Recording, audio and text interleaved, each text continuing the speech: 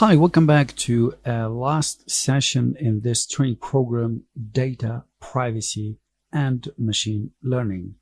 This is going to be the last session for this quick training program. So essentially, we'll be looking at in-depth discussion of differential privacy, however, this time based on a sharing principle.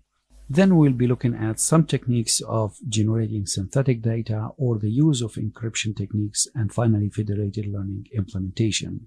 And of course, we'll be looking at the lab discussion, although the three techniques that we're going to be focusing on our discussion from abstract perspective, only two of them I will be using a lab implementation, and that's in particular how to generate these kind of synthetic and noise data, in addition to implementation of federated learning. When it comes to encryption techniques, I do not want to focus in this particular training program about it. However, I will provide you with a good knowledge about the abstract idea in general. So let's go ahead and start our discussion.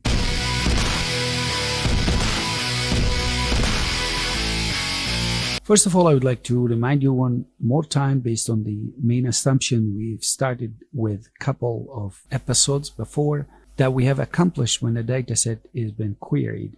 Now we want to make the assumption that the dataset, it will be shared. So this is the main focus of discussion. Now we have a shared copy of this dataset and we want to preserve privacy. So let's start now with the first technique of using synthetic data. And what does synthetic data, or the main idea of it? Now, the use cases here I would like to share with you. If our data set of diabetes healthcare that we have been working with for quite some time is to be shared and beyond the utility of only anonymization, can we do that? In other words, to say we have seen some techniques. If I have this data set to be queried only, we have done some good job with anonymization and different techniques of differential privacy as well, like adding noise with Laplace distribution or randomized response.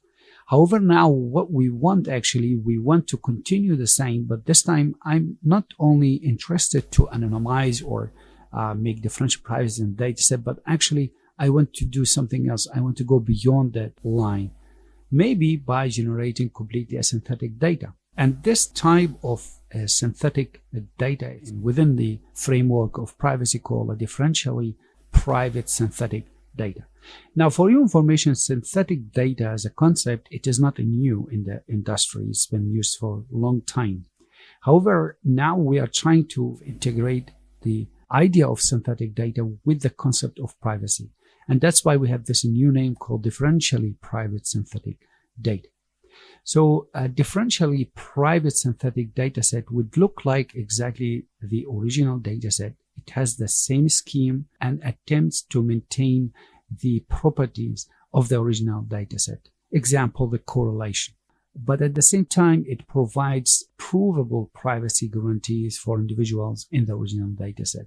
Let me put that in other words. If you would have like two features, X and Y, in the original dataset, I want to generate completely different features, X and Y again, which we're going to call it a synthetic data. And then after I generate them, I would then apply on the new generated synthetic data of X and Y some techniques of privacy. But one of the most important characteristics, I have to make sure the correlation happens in the original data set between X and Y still maintain the same in the new generated two features of X and Y. For the information to be understood that the primary challenge of differential private synthetic type of data is the accuracy.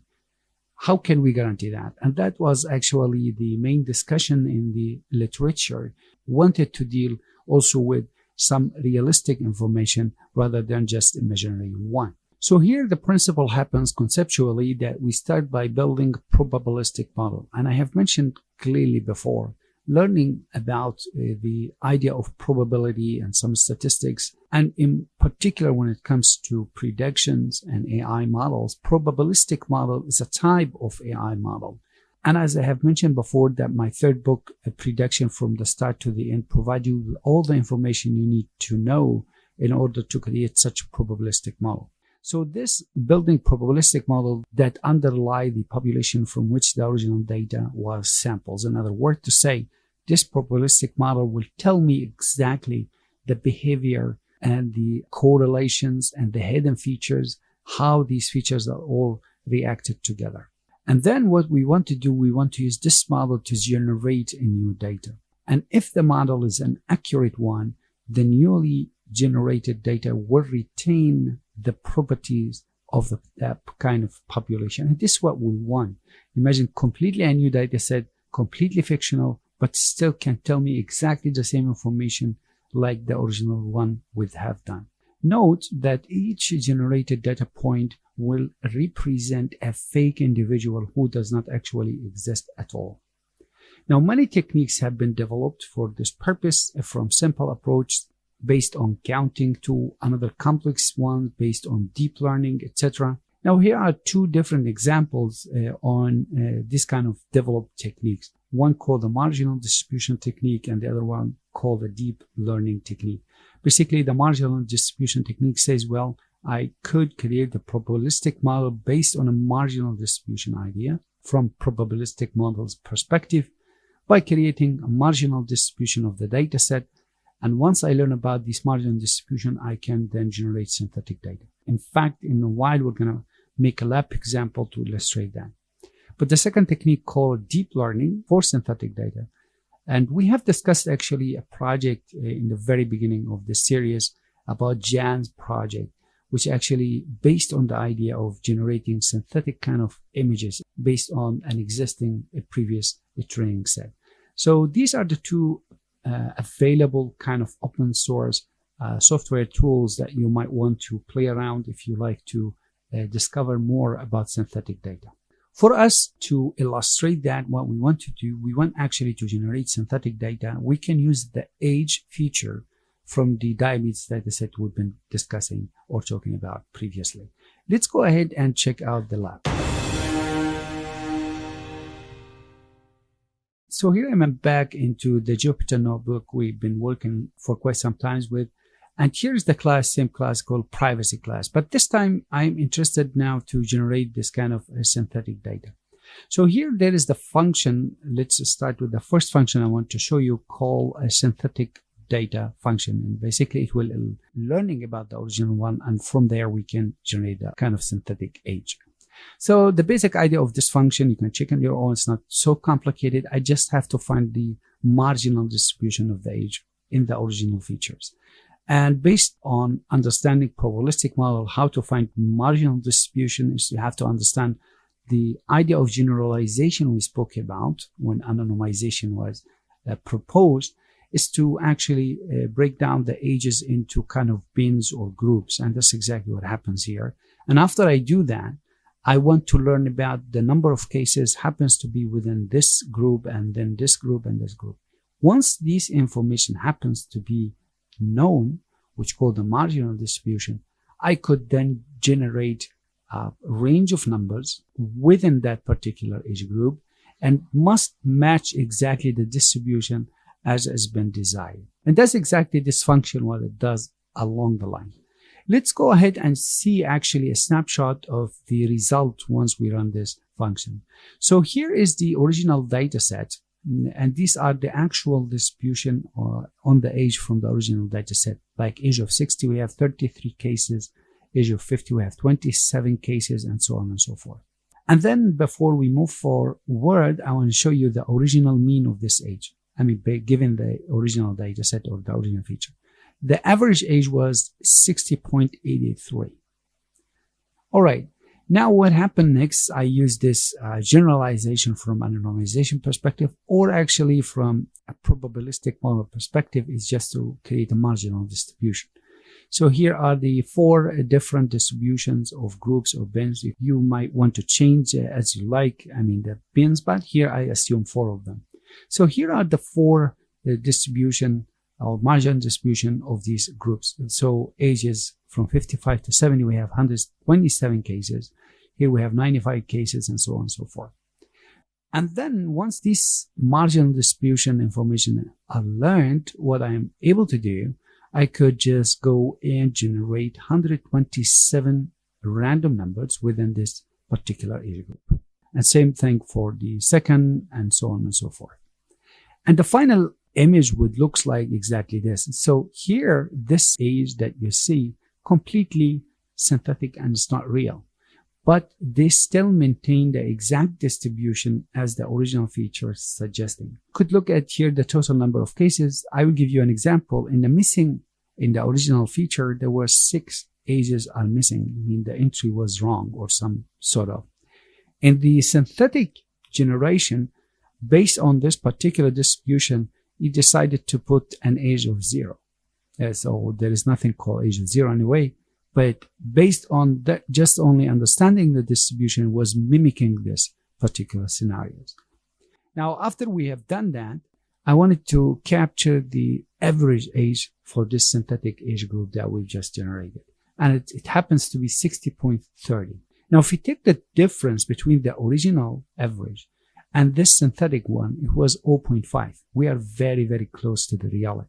So what we have done here using the marginal distribution, we accomplished a complete generation of fictional features. Looks like exactly this. Now, the next step I want to do, create 2 different features, okay, for the data set. One of them is synthetic, representing the age. And the second one is going to be adding noise to another features like the zip code. I have to run this function, which does exactly what I have just said. You will see now, this is the original feature of the zip code, and this is the added noise. And we know how to add noise from Laplace distributions we discussed before. So this is an anonymization or privacy preservation on the zip code only. We are not synthetically generating zip code.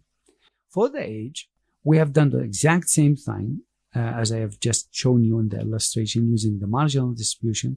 We have now synthetic age.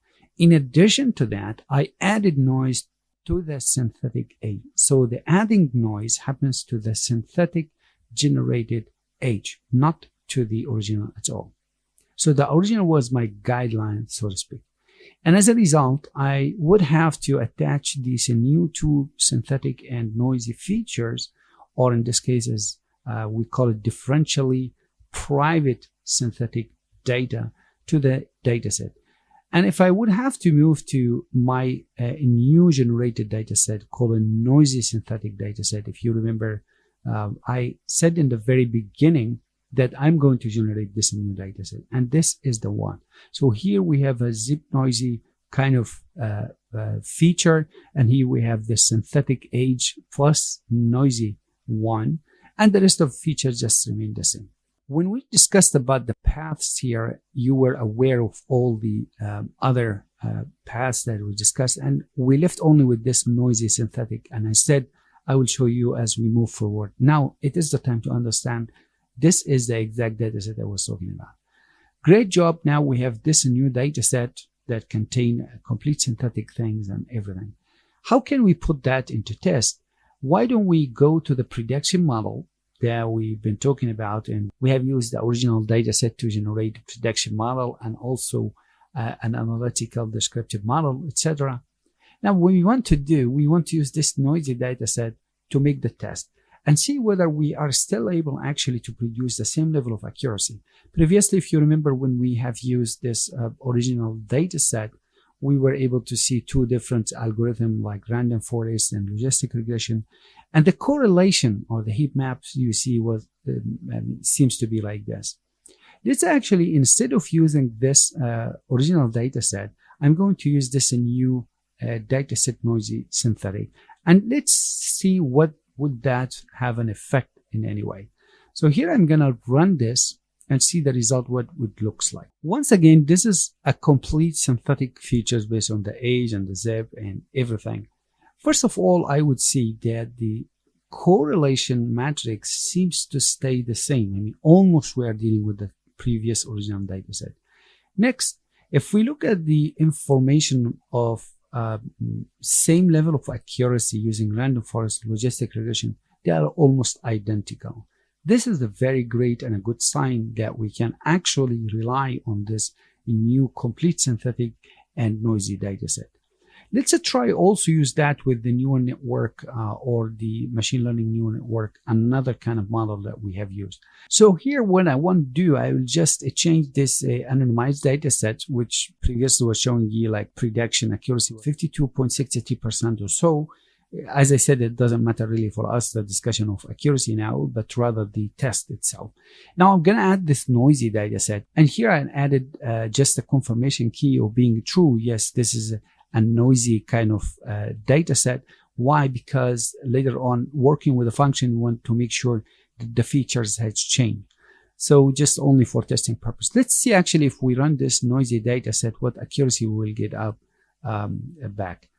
So it's almost identical. You could see here I'm having 52. The previous was almost 52 or 53. We are still getting almost the same result using the noisy data set.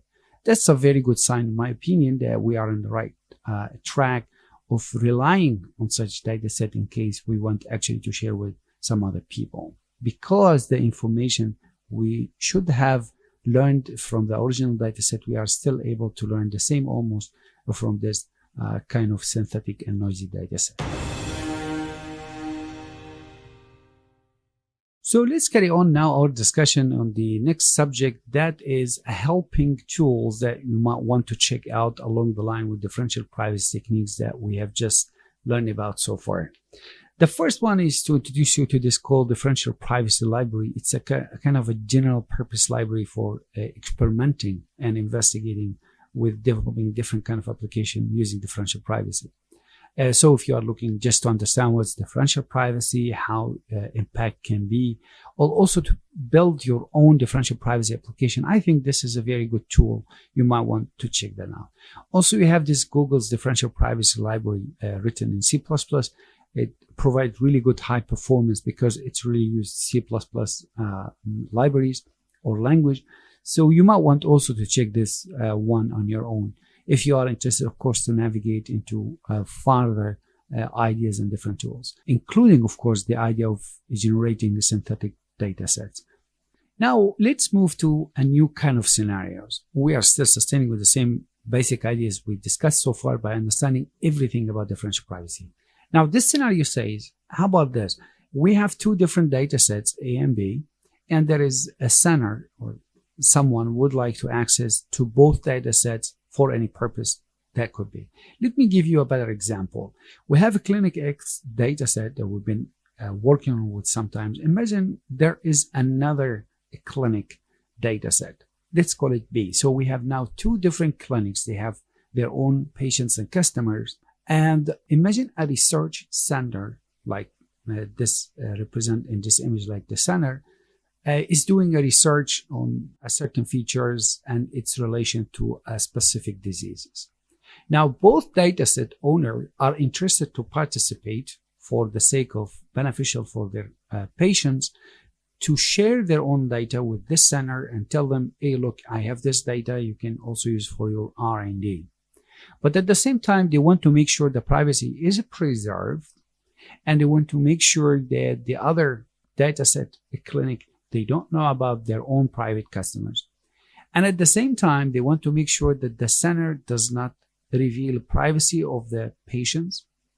So you could see that everyone has their own agendas and everyone is speaking about the total kind of a privacy. But for the center, I think the privacy was not as much important as also an accurate result. Also, the center want to make sure that he's getting an accurate result based on a kind of origin data. So the scenario in this case, what we would do? Well, you might suggest, okay, let's go with differential privacy. That's what we will be learning about for quite some times now. Let dataset A belong to Clinic X to implement different differential privacy techniques we've been learning about. Same for B, and just share that with the center. If that was your suggestion, I want you to consider the following. But before that, this is the entry introduction to the concept called privacy enhancing cryptography, or PEC. This is what is known usually in the industry about cryptography in general. And that's a kind of a complement for differential privacy framework. So getting back to the same examples I've been talking about, if your consideration was just let's apply differential privacy in general, let me show you the effect of that. Let's take the age range feature in the data set we've been talking about now. Now imagine that age range in the data set looks like this, from 0 to 30, 31 to 60, and so on. In the first clinic data set A, the count of people were in this range were like 8, and then here we have 123, and so on and so forth. And same for the second data set. There are 11 people, there are 85, and so on and so forth. Now I want you to know that maybe the sum of the people happens to be in data set B. They are actually also in dataset A. So we're looking at a double entry in this case. This is an assumption, but at the same time, how can we tell, or how the center can recognize that actually I'm receiving data and some of them are double entries? And if I train my models or doing statistics on double entry, the information will not be that accurate. So to illustrate that clearly, let's start with two different folds of this examination. First, without any differential privacy. I don't have any differential privacy, in fact. And the idea is just only to see whether this PEC, which we're going to learn about in a while, applied or not. So here we're looking at a PEC applied or not without differential privacy. Now, what we want to find is the level of error that I could gain if actually the PEC applied or not. What I'm trying to say here, now the real union, original union of both datasets should be in this group only 15 people. Now the looking at the sum count between A and B, you could see there are 19 cases. However, they are not unique. 2 of them are duplicate. That's why we have to remove this duplicate, and the unique number of this age group should be only 15.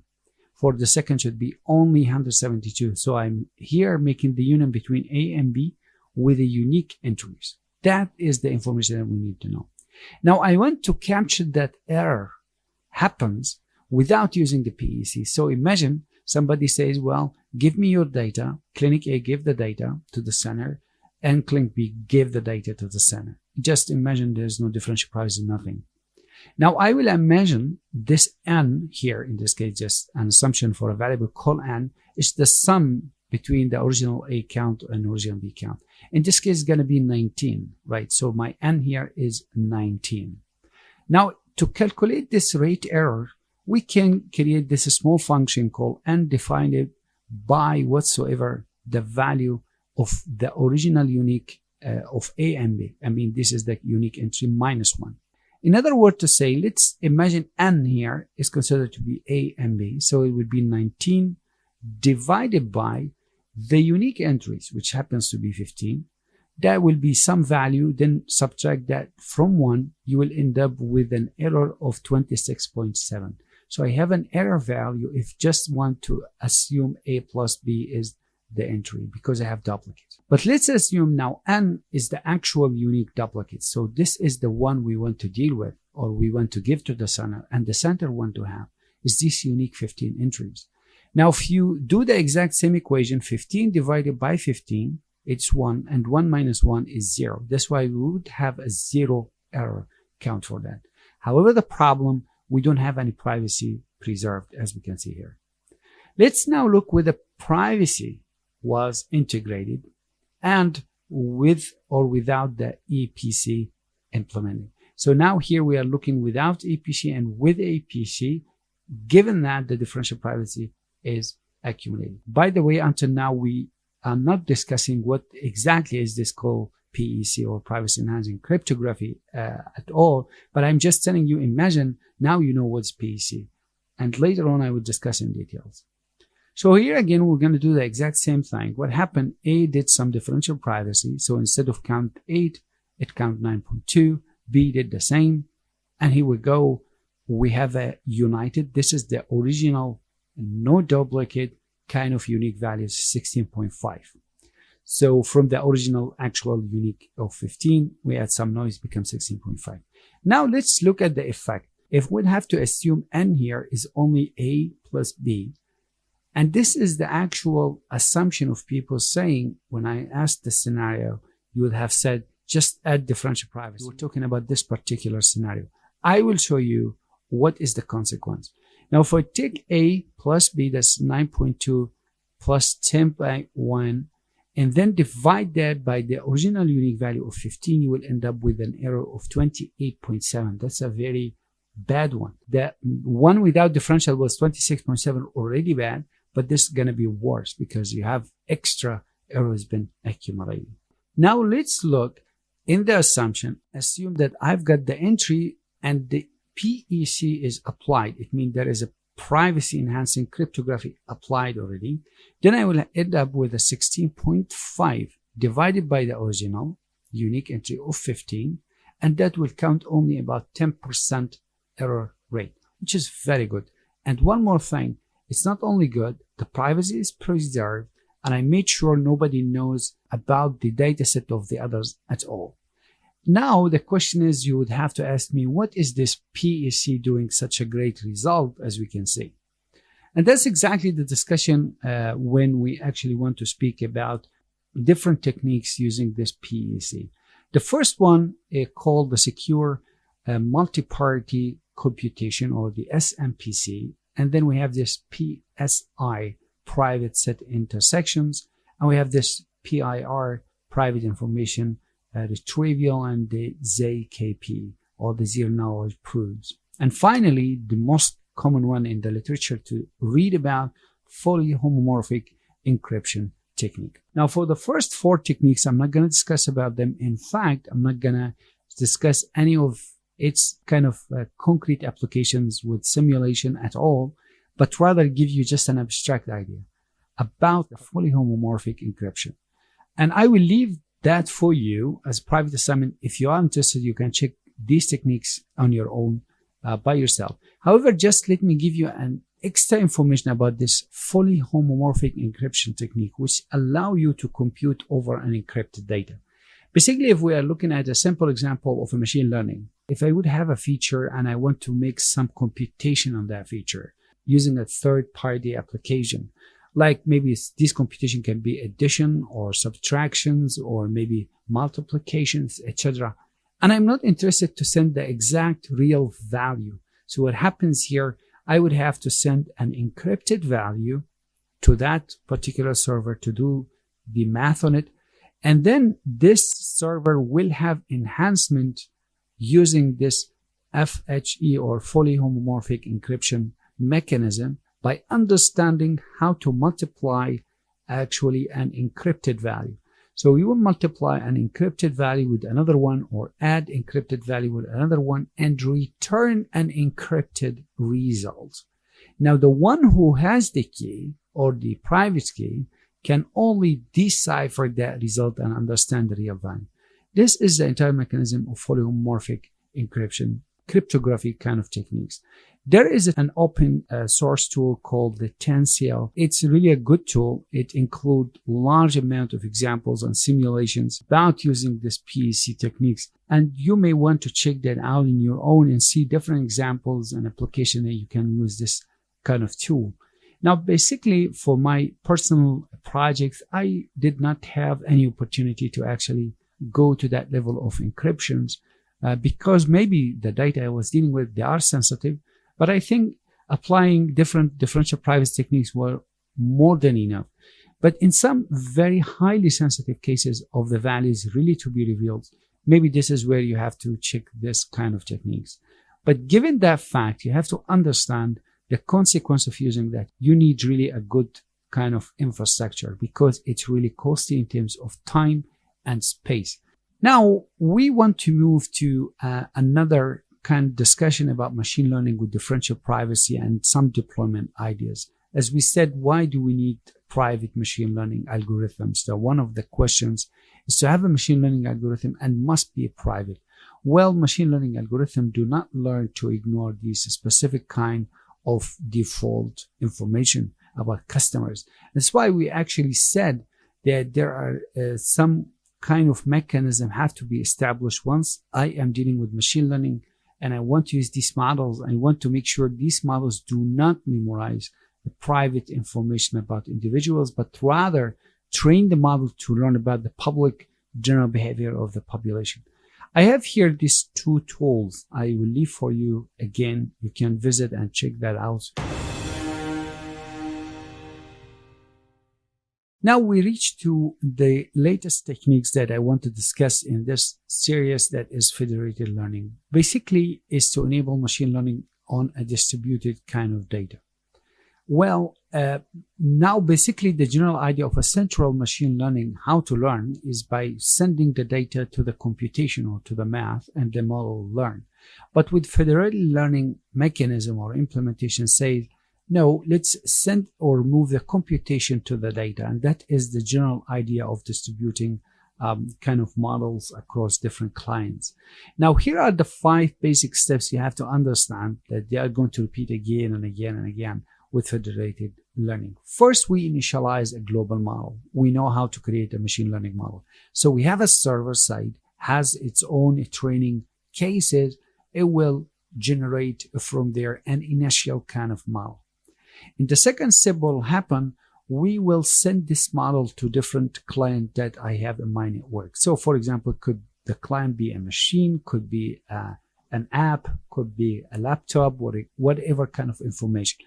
So this client has, each one of them, their own data in the machine or within the premises of that kind of machine. So what happens here, I have sent the math to these clients. And then what happened, the local implementation will actually start to update the AI machine weights and ratios based on the local information in each machine. So imagine that way, because we know now AI model is actually nothing but bunch matrix of ratios or weight based on a forward and backward propagations that we discussed earlier on. So in each local machine, this process will be running on its own. And once that's done, I will have this number of different weights, each one of them updated locally, will be returned again to the server. Now the server will basically go to something called aggregating these weights altogether. The question is, how can we do this kind of aggregation? Here is the general basic math function, which is a very simple idea actually. It's not something complex to understand. This is the original weight of each client. So each client of these has generated a new weight based on the initial one that been sent by the model. And what happens, I will try to actually look at the sum of contribution for the final kind of weight. So imagine if I have like 2 clients, one of the clients have 20 cases, another client have 50 cases. So the total number of cases I have, given that I will generate the final model, is 70 cases. So what happens in the first client side, that the one who has 20, I will find the ratio between 20 over 70, the total cases, and multiply with that whatever weight I have just generated based on my local data. And as I am done returning all these new updated weighting based on the total number of all the cases that I have, I will return that to the server, and the server then will have these kind of a scaled weight and sum them all together. Now, actually, the math, as said, is not really complex. As we are going to practice, we will see that. But what we want to do, we keep repeating this step from 2 to 5 as long as we actually move on. One thing we have to understand, given federated learning implementation, there's some drawbacks related to the connectivity. We want always to make sure we are in a good connectivity with the client. We don't want to have a weak connectivity in any way possible. And the next thing we want to also to make sure that the aggregation perspective has taken place in right kind of math implementation. Otherwise, the accuracy can also be questionable anyway. So what we want to do, actually, I want to show you a real simulation of a case with federated learning using a server and client implementation. So here I am back to the Jupyter Notebook, to my last class that I created called Federated Learning class. Now this class will contain a number of functions. I'll try to explain them as we go along. But basically what it does, actually, it does some kind of a neural network with using forward and backward propagation. So this is a pure math. I used the activation function on my own. So I was not using any built-in function because I wanted to have these weights generated from forward and backward propagation on my own. That was very important. And I'm still using the same exact data set we've been talking about, the health data set or Clinic X data set. So we'll assume that the scenario goes like that. Now there is a main server, has like some batch of number of cases about clients, and generated a kind of model we call the initial model, as we follow the pictures we have just discussed. So this is the server side initially generating this initial model. Now I have a new model with this set of weights has been updated. And then I would have like two clients, in this case, like so, two different clinics, and each one of these clinic will have their own cases. So basically what will happen, I will send this particular new initialized model from the server to both clinics.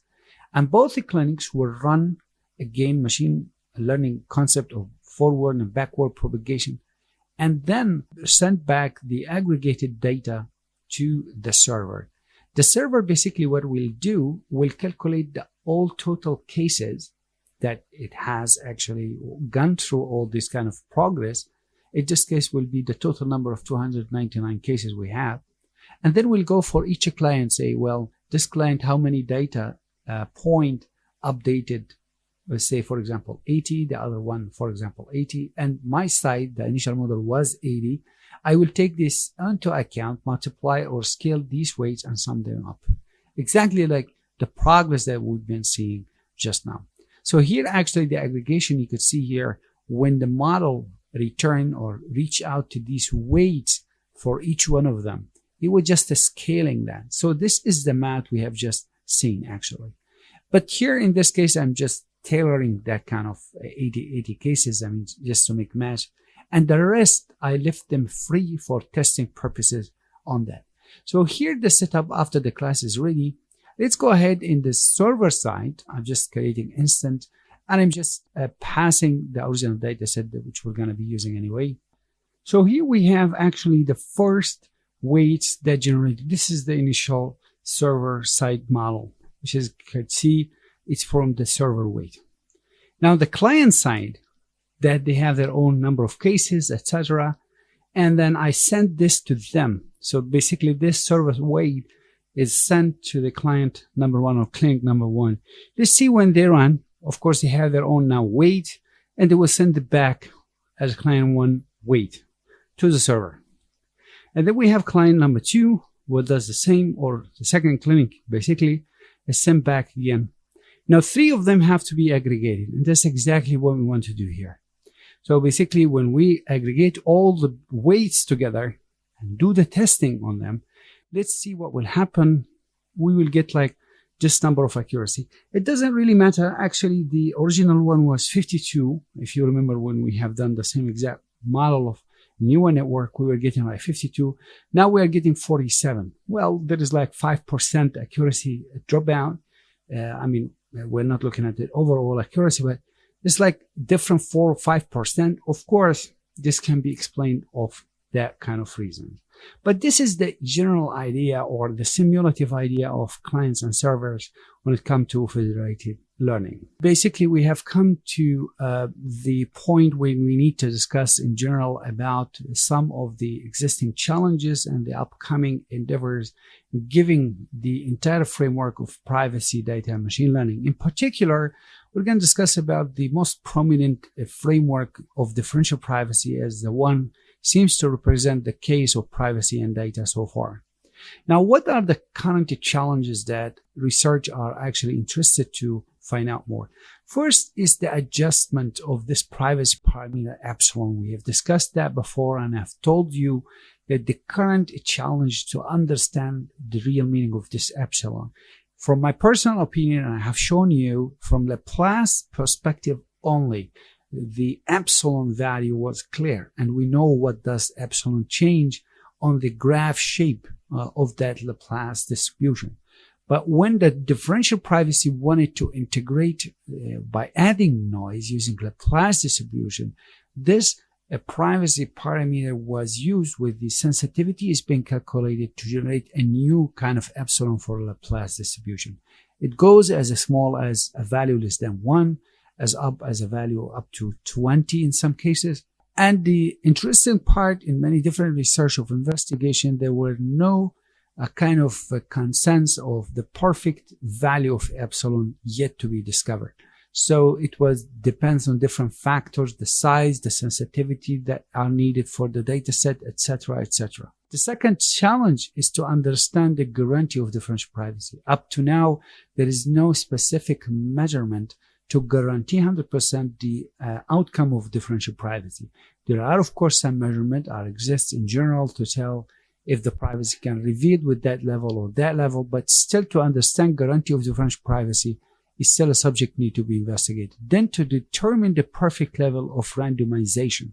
Now, when I say about randomization here, I have to mention that I might imply adding noise, using Laplace distribution for continuous, or maybe using randomized response for categorical data, or maybe generating a synthetic type of data, etc., etc.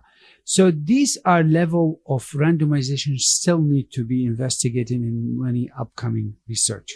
And then we have difficulty in creating industry standards and regulation yet. So up to now, we do not really have a specific kind of industrial regulations. As happens with the AI models framework over the years, it was established and there is a kind of industrial standards and regulation, but with privacy framework, not really yet. So the upcoming endeavors of research can involve cross-disciplinary approach, include machine learning, statistics, security, theoretical computer science, databases, law and regulation, all can unite to address the forthcoming challenges and improve the practicality of differential privacy in the real world scenario. So we've come actually to the end of this series and all what you have to learn about data, privacy, and machine learning all together within the framework of privacy. Now, as I have promised in the beginning of this series, that I'm going to share with you a bonus kind of information for upcoming training series that I will be releasing quite a bit soon in the future. That's concerning the subject of AI attacks or attacks on AI training models. So basically, I will just share with you the extension idea of concept of AI models attack. And then I will have quick open discussion on poisoning attack in particular. And then I will show you a storyline that demonstrate. And finally, I will introduce you to the norm culture method that I have created. And I have written an academic paper. I published that for that purpose. Let's look at this Clinic X does diagnosis on a chest X-ray and presents answer to cases whether the case is potential being normal or pneumonia. So the workflow paradigm happens to be like this. The case or the patients come to the clinic, get this X-ray image, and then the X-ray image will go to the physician and do the diagnosis, and finally the result will be revealed. This is the old paradigm. However, the Clinic X decided somehow to actually utilize the new advancement in AI and machine learning and create another layer or integrating a kind of layer of diagnosis within the workflow of this framework. That's by creating an X-ray kind of agent, AI agent, to make diagnosis as a normal or pneumonia in this process. So here the case again. Now this image or the outcome of this X-ray image will go to this model called D-diagnosis. And D-diagnosis will actually make a prediction whether the case is potentially normal or pneumonia. And since we are dealing with a kind of healthcare cases, we cannot just only rely 100% on AI. That's why still we go to this E-diagnosis stage with the physicians and make sure that kind of prediction is real. And finally, of course, the result will be shared. This is the new paradigm. This is what the Clinic X want to achieve. Now we want to zoom in to look at this AI agent, how it works and what is its own original implementation. So from now technical perspective, the model environment setup goes as you can see in the screen. So we have the kind of two main folders. They are created inside the main folders.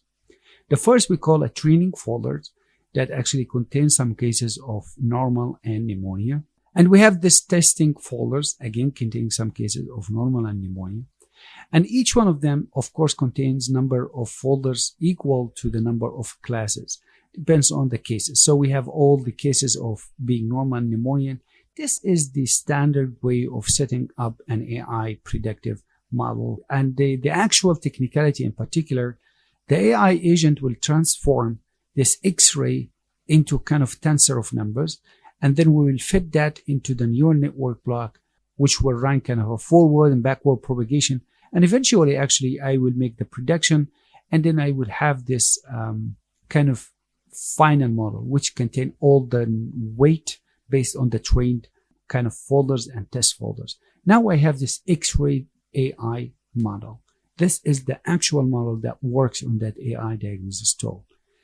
Now, of course, in real setup or real life stories, we don't want only to work on one-time created initial models. Across the time, continuous learning has to happen. And this is what happens in the industry. So basically, we need like a kind of mechanism. And here is what the team decided to say, okay, let's update this model on a weekly basis. So every week we aggregate a new training set and testing sets and fed them to this initial model and keep updating that.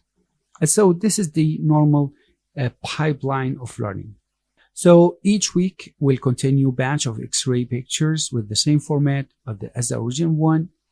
And then we'll provide the model which used to run on the updated folder. And then we'll keep doing that and so on and so on and so on. So let's discuss this scenario now will happen. If there is an adversary that attack, what would look like with AI model? If this adversary anyway have access actually to the training images. So what happened now, the continuous training is going on, but this time the training model or the X-ray AI model H5 is been updated on a damaged or compromised kind of pictures. And as a result, I will show you that would look like exactly as you can see from this kind of emojis. Now here the model was working good and we have like 195% and the training is going on and again. But you could see across the time, the accuracy started to be somehow damaged until you reach to accuracy of almost 0. That's exactly what happens in the background. So the model get kind of crazy.